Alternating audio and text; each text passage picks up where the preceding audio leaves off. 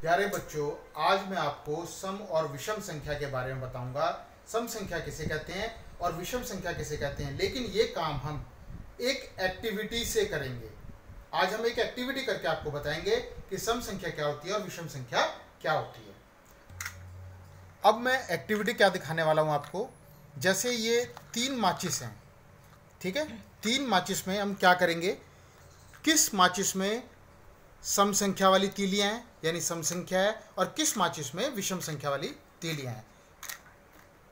पहली माचिस देखो आप, इसमें तीलियां हैं 3, 1 2 3 4 5। अब ये सम है या विषम है कैसे पता चलेगा, हमें इनके दो के पेयर बनाने हैं। कैसे, ये 2 तीलियों का एक पेयर बन गया, ये 2 तीलियों का एक पेयर बन गया और एक तीली ये शेष बच गई। दो के पेयर बनाने के बाद यदि एक शेष बचता है तो वो संख्या विषम होगी। यानी ये तीलियां कितनी है, 1 2 3 4 5। जब 5 तीलियों को हमने पेयर बनाया 2 का, तो ये एक तीली शेष बच गई। इसका मतलब 5 क्या है, विषम संख्या है। स्टार्ट। अब मैंने दूसरी माचिस ली, इसमें कितनी तीलियां हैं,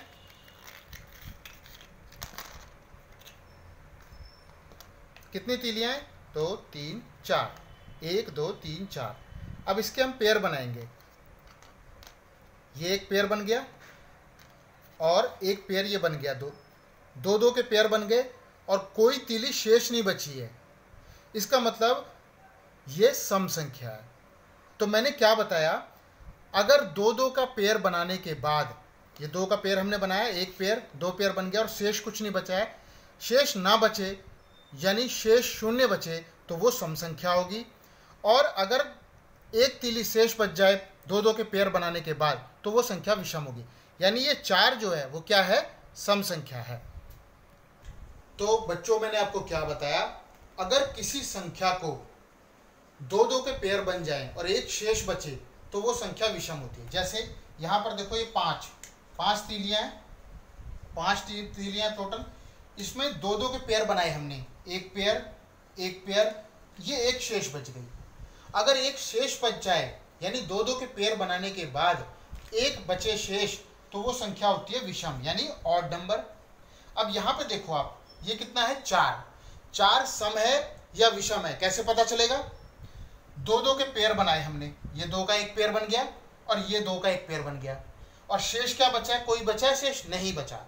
अगर 2 का पेयर बनाने के बाद कोई शेष ना बचे यानी शेष 0 बचे तो वो संख्या सम संख्या होती है यानी इवन नंबर होती है। तो इस प्रकार मैंने आपको यह बताया कि अगर किसी संख्या को 2 के पेयर बनाए जाएं, किसी संख्या में 2 के पेयर बनाने के बाद एक शेष बच रहा हो तो वो विषम संख्या होगी यानी ऑड नंबर। और अगर 2 के पेयर बनाने के बाद शेष 0 बच रहा हो यानी 0 बच रहा हो, कुछ ना बच रहा हो, तो वो संख्या इवन नंबर होगी अर्थात सम संख्या होगी। तो ये बच्चों, मैंने आज आपको एक छोटी सी एक्टिविटी से सम और विषम संख्या के बारे में बताया। धन्यवाद।